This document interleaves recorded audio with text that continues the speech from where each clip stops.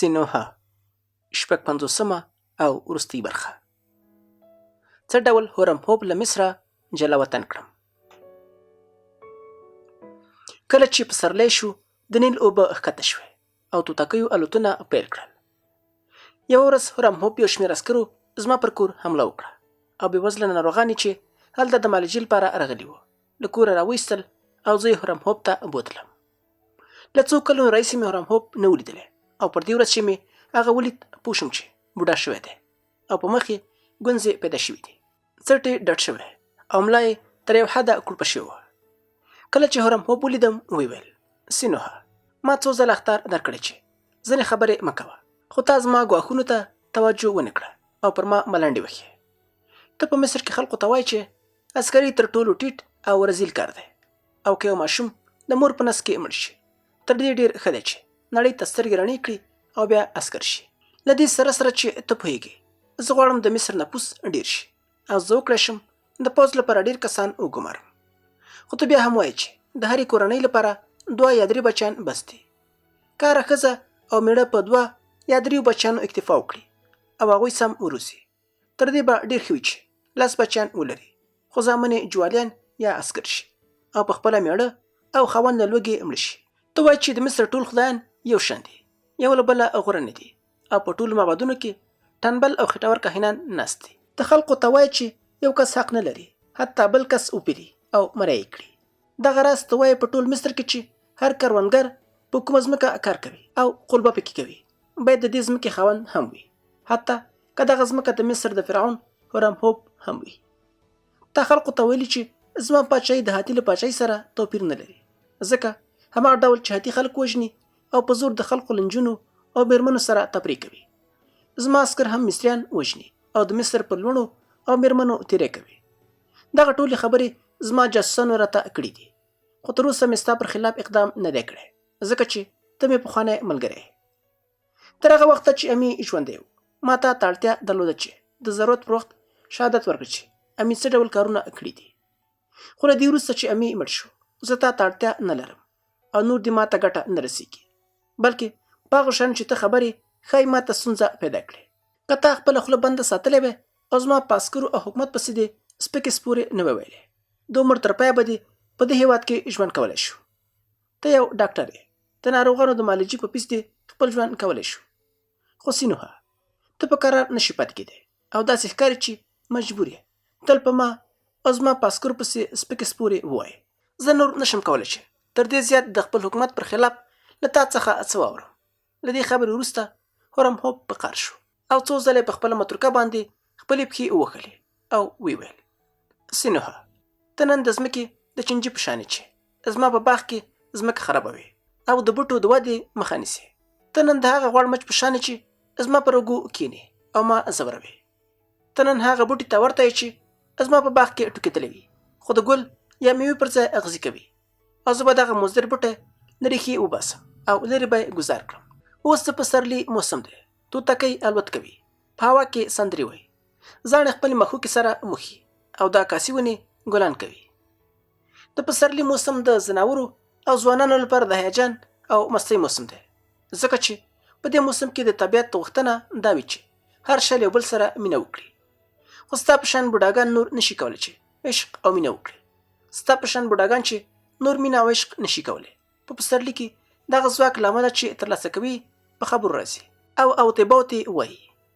زه تصور کوم چې ستا دغه بې ځایه خبرې د دې سبب شو چې ځینې کسان په معبدونو کې زما انځورونو ته چکړي وروشیندي او په یو معبد کې زما د مجسمې غوږونه او پوزه مات کړي دي.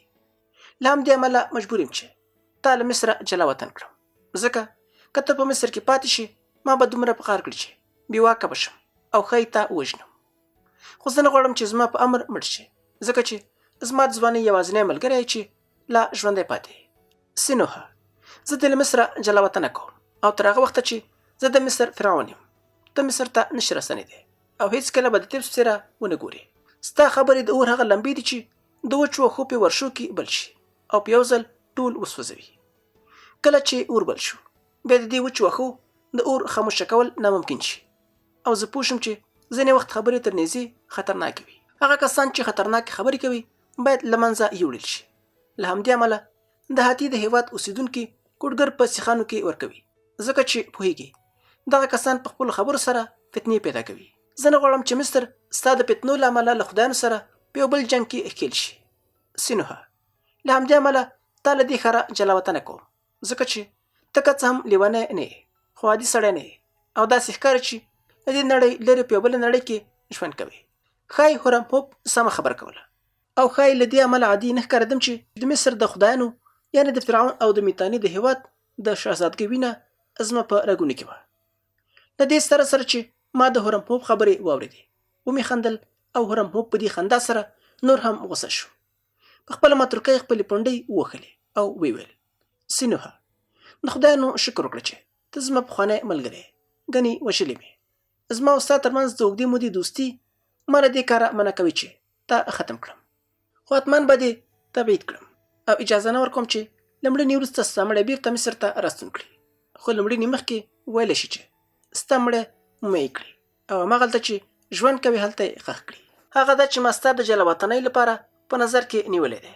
د ختیځ سمندر په څنډه کې دی، هدف یې د سور سمندر څنډه ده. دا هغه ځای ده چې بیړۍ ترې هندوستان ته ځي. زه دې سوریې ته نشم تبعیدولی، ځکه چې په سوریه کې د پخواني اور ځینې سکروټې پاتې دي چې تر ایرو لاندې ښخ شوي دي. په سوریه کې ستا شتون ښایي د دې سبب شي چې دغه ایرې له سکروټو لرې شي او یو ځل بیا د اور لمبې بلې کړي. زه نشم کولی تا د مصر په جنوب کې د کوش ټاټوبي ته واستوم، ځکه که ته هلته لاړې تور پوست ته به وایي چې د ځمکې ټول انسانان یو شان دي او سپین پر تور ښه والی او غوره نه لري. نو تور پوست چې له نسله کم عقل او سادهګان دي، ستا دغه خبرې به ومني او ممکنه ده بلوا وکړي. خو د ختیځ هغه ساحل چې زه به ته هلته جلا وطنه کوم څوک پکې نه اوسي، او که ته څومره خبرې هم وکړې له سرو ډبرو، کارغانو او مارانو پرته به نور اوریدونکي ونه لري. زه ډاډه یم چې هغوی د مصر د حکومت لپاره ستونزې نه پیدا کوي. اول ته به زه ستا د اوسېدو ځای شاوخوا سپایان وګمارم او هغوی به دنده لري چې ته پرېنږدي له دې سیمې څخه ووځي او که وتښتې وبه دې وژني. زه پوهېږم ته له طب سره مینه لرې او له طب ستا بیلتون او له خلقو خالي سیمې ته ستا استول یو لویه سزا ده. زه به دې د خوراک و څښاک له پلوه په تنګسیا کې رانولم او ډاډ درکوم چې هلته به یو کور ولرې. په دې کور کې به پر یو نرمه بستره ویدې کې پرېمانه ډوډۍ به وخورې او هر څه چې وغواړې ستا لپاره به چمتو وي، خو په دې شرط چې هوښیار اوسې. هلته به پر تا یوازې یو بندیز وي او هغه دا چې له هغې محدودې نشي وتلی چې ستا لپاره په نظر کې نیول شوي وي.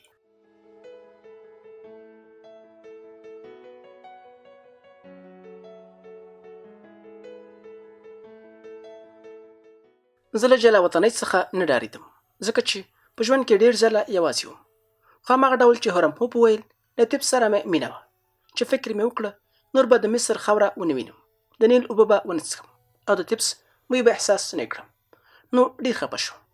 هورمهوب ته مې وویل زه په دې ښار کې ډېر ملګري نه لرم، ځکه چې خلک زما له خولې ویریږي او له ما څخه ځان ساتي. خو په بېوزلو کسانو کې څو ملګري لرم او زړه مې غواړي چې د وروستي ځل لپاره یې ووینم او له هغوی سره خدای پاماني وکړم. بله دا چې غواړم په طبس کې لږ وګرځم او په دې پسرنۍ هوا کې د قوچانو په واټ کې د ونو د غوټیو او د معبدونو په انګړ کې د معبدونو د څپاندو له بویونو خوند واخلم. د شپې په پیلېدا سره د بېوزلو له سیمې تېر شم، له هغه ځایه چې زما کور پکې دی، چې د هغو کبانو بوی احساس کړم چې هغوی د خپلو کورونو په مخ کې سر کوي. هورمهوبه ته نه پوهېږې هغو مېرمنو ته کتل چې ماښام د خپلو کورونو په مخ کې خواړه پخوي، د هغو نارینهو ننداره چې له کاره ستړي راستنېږي او د هغو ماشومانو لیدل چې د ماښامنۍ په تمه د کورونو په مخ کې لوبې کوي ما ته څومره خوند راکوي. تصور نه کوم چې بل څوک دې له دغو منظرو څخه دومره خوند واخلي لکه چې زه یې اخلم. هېڅوک به زما په شان د لمر لوېدو په وخت کې د طبس په کوڅو او واټونو کې له ګرځېدا څخه خوند نه اخلي. که ما دغه کلمې په عاجزانه ډول ویلې وې او له هورمهوبه مې غوښتې وه چې ما ته څو ورځې وخت راکړي چې له طب سره خدای پاماني وکړم، هغه به زما غوښتنه منلې وای. خو ما له عاجزۍ او زارۍ پرته له هغه سره داسې خبرې کولې لکه چې څوک یې له خپل سیال سره کوي او له هورمهوب څخه مې یوه غوښتنه وکړه. دغه کار مې د دې لپاره وکړ چې پوهېدم باید علم د قدرت په وړاندې سر ټیټ نه کړي او له همدې امله فرعون زما غوښتنه ونه منله. ده وویل زه یو عسکر یم او په کارونو کې له ځان او احساساتو کرکه کوم، نو امر کوم چې همدا اوس په روان تخت کې تا له تپسه وباسي. که ستا کوم خپل او ملګری غواړي له تا سره مسافرت وکړي، زه به ورسره موافقه وکړم، خو په دې شرط چې هغه به هم نور مصر ته نه راځي، باید له تا سره پاتې شي او حتی ستا له مرګه وروسته هم باید بیرته راستون نشي.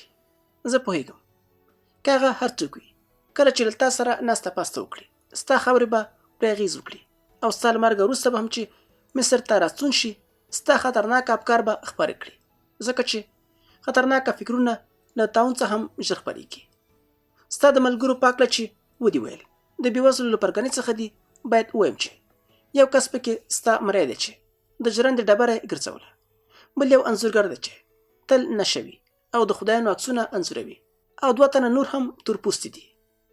دغه 4 واړه په دې تور چې ستا د فکرونو تر اغېز لاندې وو، اوس بیا اوږد سفر تلل چې له هغه ځای راستنېدل ناممکن دي. کله چې مې له هورم هوبه دا خبره واورېده، پر ځان مې لعنت ووایه، ځکه چې یو ځل بیا یو شمېر بېګناه کسانو ته په دې تور سزا ورکړل شوې چې زما ملګري وو او له ابدي بدبختۍ سره مخامخ شوي دي. له هغه وروسته بې له دې چې هورم هوب ته رکوع وکړم، غوښتل مې چې له هغه ځایه ووځم.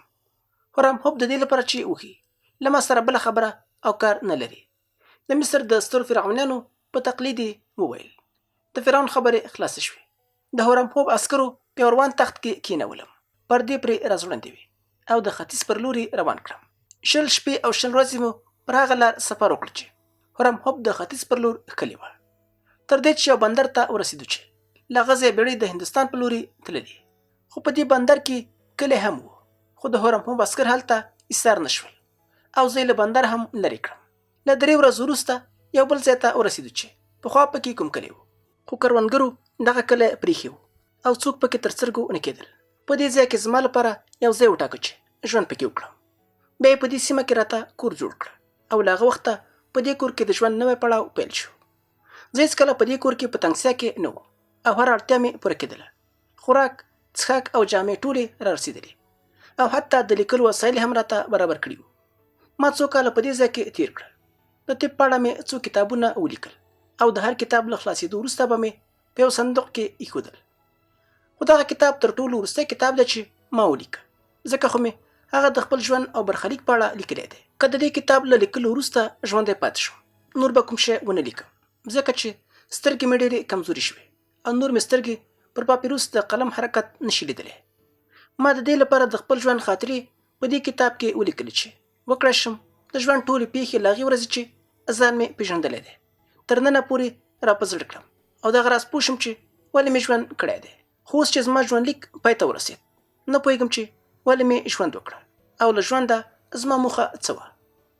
ځوانۍ کې مې فکر کوه د دې لپاره ژوندی یم چې بوډا شم، او اوس چې بوډا شوی یم حیران یم چې دا څه ډول هیله وه چې ما په ځوانۍ کې درلوده. آیا بوډاتوب ته رسېدل هغه هیله چې د ژوند پاتې کېدا لپاره ارزښت لري؟ زه هره ورځ سمندر ته ګورم، کله چې د شاوخوا سور رنګ غرونو انځور په سمندر کې لویږي او هغه تک سور کړي، او کله توپان شي د سمندر اوبه تکې تورې شي او د شپې مهال سمندر تک سپین وینم. په کومو ورځو کې چې هوا توپاني نه وي، سمندر شین رنګ د هغه له شنو ډبرو زیات وي. خو زه د سمندر له کتلو ستومانه شوی یم.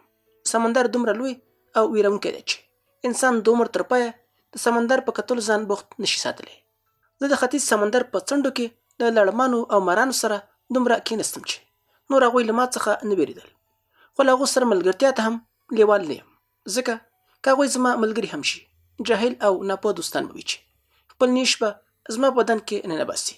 تر دې یو کال وروسته چې زه له تبسه تبعید کړم، کله چې له تبسه د هندوستان کاروان روانېده چې د ختیځ سمندر ساحل ته ورسیږي، نو زما نوکره موتی هم په تبس کې وه، له دغه کاروان سره راغله او له ما سره یو ځای شوه. کله چې موتی زه ولیدم، لاسونه یې پر زنګنونو کېښودل او رکوع یې وکړه. کله چې ولیدم زه ډنګر شوی یم او خېټه مې ننوتلې ښکاري. ویې ژړل. ما ورته وویل موتی ولې ژړې؟ موتی وویل له دې امله ژړم چې په دې موده کې تا څوک نه درلودل چې خوندوره ډوډۍ درته پخه کړي، ځکه چې ډېر ډنګر شوی یې. ومې ویل موتی زما ژوند هغه پړاو ته رسېدلی چې چاغي او ډنګرتوب راته اهمیت نه لري. موتی وویل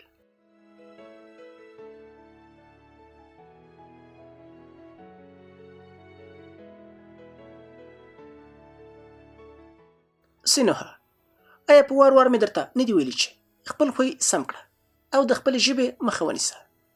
زه نه پوهېږم چې نارینه ولې داسې دي چې خبره پر هېڅ اغېز نه کوي. که څه هم پوهېږي چې هر څوک چې سر په دیوال ووهي سر یې ماتېږي، خو بیا هم همدا کار کوي.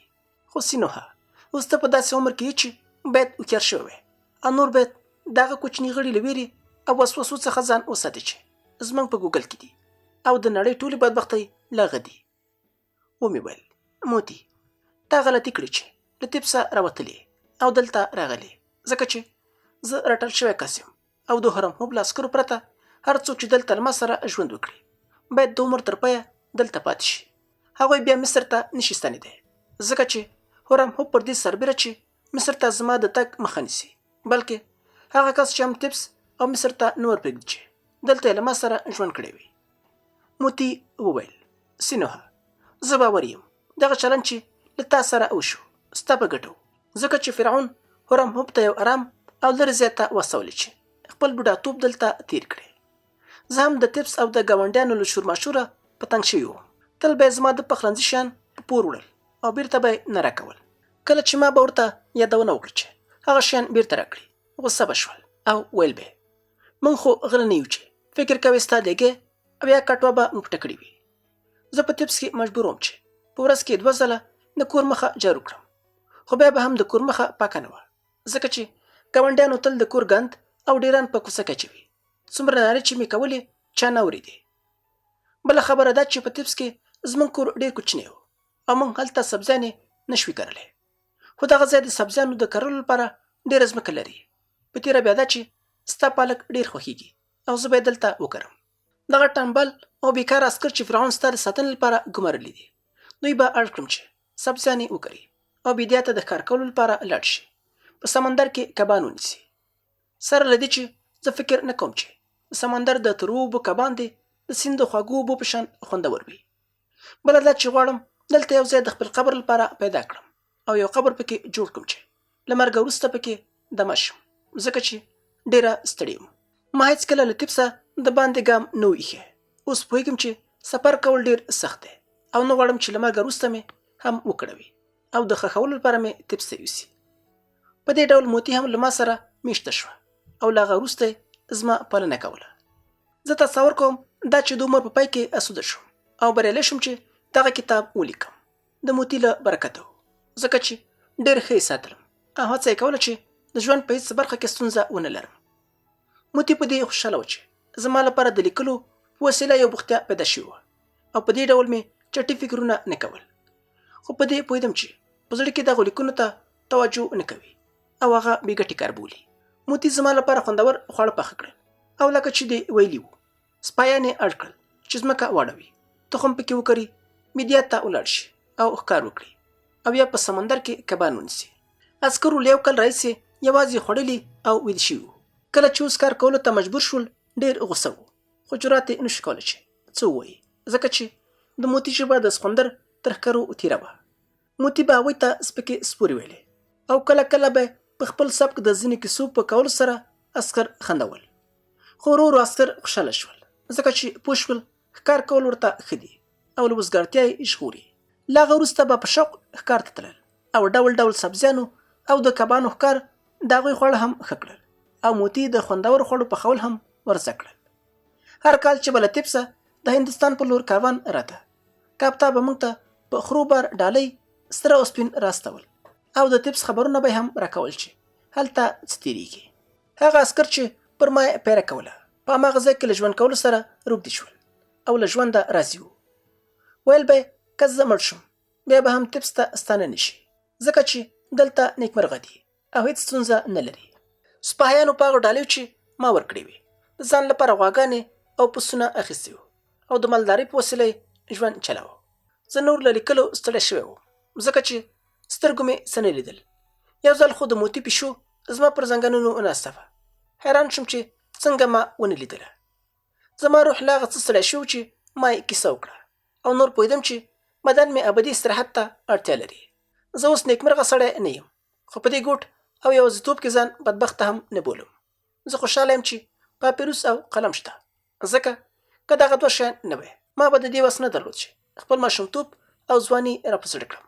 په خیالي دنیا کې یو ځل بیا له مینا سره یو ځای د بابل په کوڅو کې وګرځېږم او د مریت له مهربانۍ ډک وجود په خپل خوا کې احساس کړم. د دې وس په مې نه درلود چې دا هغو کسانو پر ناخوال وچړم چې په تیپس کې وږي دي او خپل غنم وږو کسانو ته ورکړم. زه پوهېږم چې زما له مرګه وروسته به ساتونکي د هورم هوپ له حکم سره سم زما ټولې لیکنې له منځه یوسي او دغه کور به هم وران کړي، ځکه وېرېدل چې ما پر دیوالونو کوم شی نه وي لیکلی. خو موتی د دې کتاب 15 ټوکونو ته له لوښو څخه 15 کلک پوښونه جوړ کړل. زه به هر ټوک په یو پوښ کې کېږدم او بیا به 15 وړه ټوکونه د سپینو زرو په یو صندوق کې وساتم. دغه کوچنی صندوق به د صدر ونې له لرګیو څخه جوړ په یو بل صندوق کې کېږدم. بیا به دغه لرګین صندوق په یو مسي صندوق کې واچوم او موتی به زما له مرګه وروسته دغه صندوق له ما سره په قبر کې کېږدي. هغې ډاډ راکړ چې ساتونکي به غلط کړي او صندوق به زما په قبر کې کېږدي.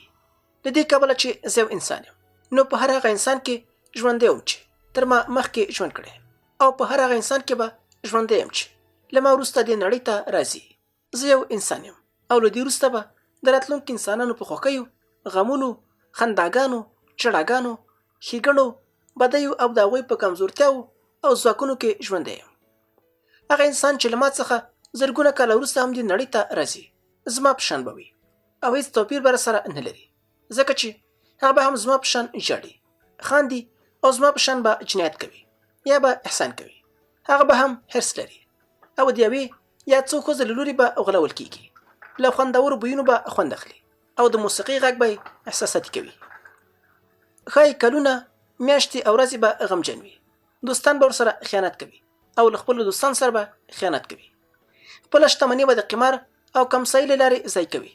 زما په شان به دیواله کېږي او د عمر پای کې به په یو ګوښه ځای کې یا د کورنۍ له غړو سره یو ځای مړ کېږي. له همدې امله زه په دې خواشینی نه یم چې دغه کتاب له منځه لاړ شي. فرضاً که دغه کتاب له منځه لاړ هم شي، نو زه به په راتلونکي انسانانو کې ژوندی یم. دا د مصري ډاکټر وروستۍ خبره وه چې فکر یې کوو ټول عمر یوازې دی. پای.